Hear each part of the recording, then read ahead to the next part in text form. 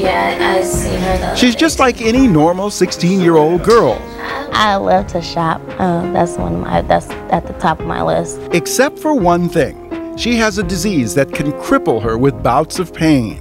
People describe this incredible pain. When I say incredible, people describe it as having a hammer pounding on your arm. Ashley Johnson was born with sickle cell, a disease that primarily affects African Americans, but it can strike people of any race. So Washington State tests all babies for the disease. The only known cure is a bone marrow transplant from a sibling. For Ashley, that is not an option.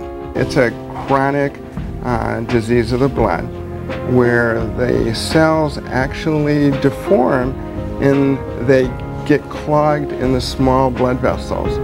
When the clogging or stoppage occurs, then you don't get blood to a particular organ, like to your liver, your spleen, or to your bone. If that happens, if those organs don't have blood, an immense amount of pain can occur.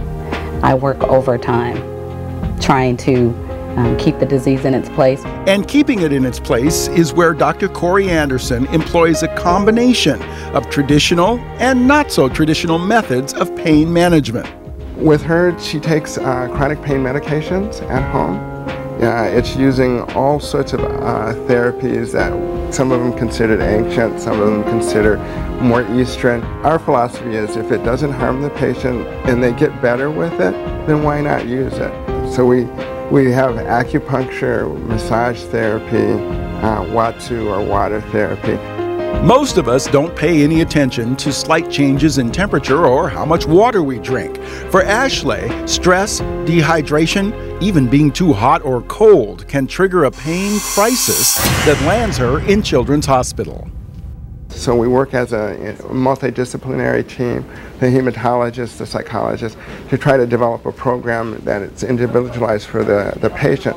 So we look at the pain medications, but not only that, their lifestyles, how we can fit into their lifestyles and what they're doing, as opposed to making them fit into, a program that we have.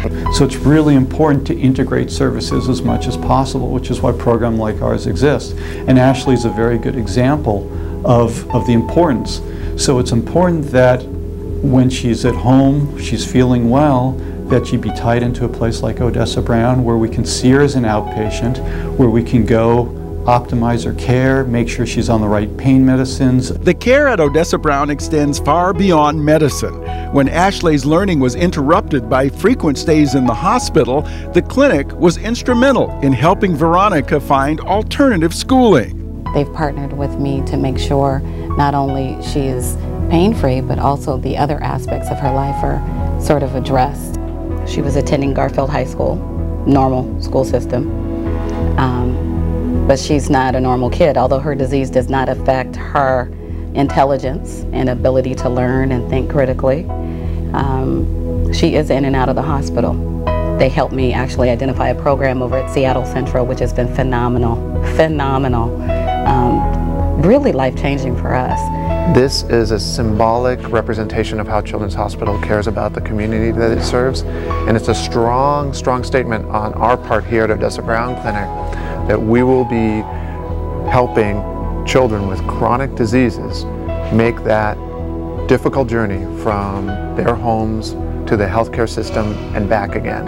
This has been a critical, key component to our lives, essentially, and being able to come here to a place that is specific to children and what children need has been huge and an incredible asset in our lives, in our family's life.